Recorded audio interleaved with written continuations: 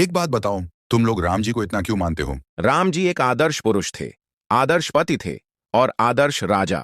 उनकी हर क्रिया धर्म और मर्यादा से प्रेरित थी, इसलिए उन्हें मर्यादा पुरुषोत्तम कहा जाता है।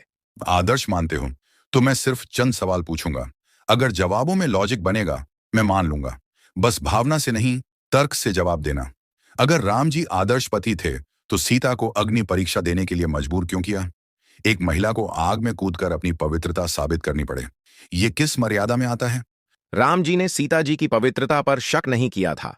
वो तो सिर्फ दुनिया को संतुष्ट करने के लिए था। जनता सवाल उठा रही थी, इसलिए उन्होंने अग्नि परीक्षा करवाई ताकि समाज शांत रहे। तो क्या मर्यादा पुरुषोत्तम का मतलब यह है कि भीड़ के दबाव में पत्नी से उसकी पवित्रता साबित करवाई जाए? अगर पत्नी पर भरोसा था, तो समाज को संतुष्ट करने के लिए उसको आग में क्यों डालना पड़ा? क्या पति का कर्तव्य पत्नी की रक्षा करना है या समाज को खुश करना? मान लो पहली अग्नि परीक्षा किसी मजबूरी में हुई, लेकिन दूसरी बार, वो भी तब जब सीता गर्भवती थी। एक धोबी की बात पर गर्भवती स्त्री को जंगल भेज देना, यह कैसा न्याय था?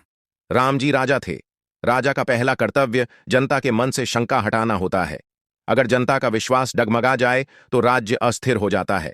अच्छा, मतलब जनता का भरोसा बचाने के लिए एक निर्दोष गर्भवती महिला की जिंदगी बर्बाद करना मर्यादा कहलाता है।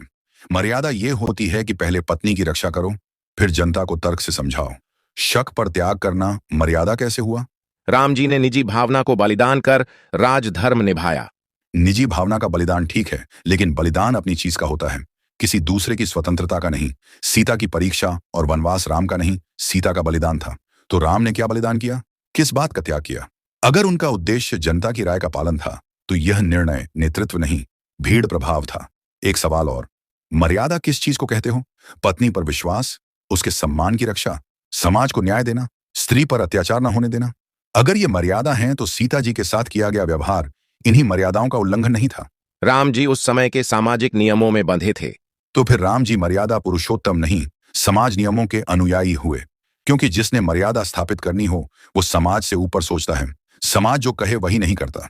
अगर समाज के पुराने नियम ही पालन करने हैं, तो फिर अवतार होने का क्या लाभ? चलो आखिरी बात पूछता हूं, न्याय किसे कहते हो? अपराध था? नहीं। प्रमाण था? नहीं। सीता निर्दोष थी? हाँ, फिर भी दंड मिला? हाँ, क्या निर्दोष को दंड देना न्याय कहलाता है? अगर राजा का धर्म न्याय है, तो यहाँ न्याय कहाँ हुआ? समझता हूं सवाल कठिन है, पर आस्था में कई बातें तर्क के बाहर मानी जाती हैं।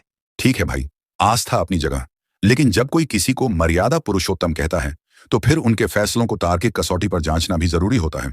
मैंने बस इतना कहा कि अगर किसी आदर्श को मानते हो, तो उसके फैसलों का तर्क भी दिखना चाहिए।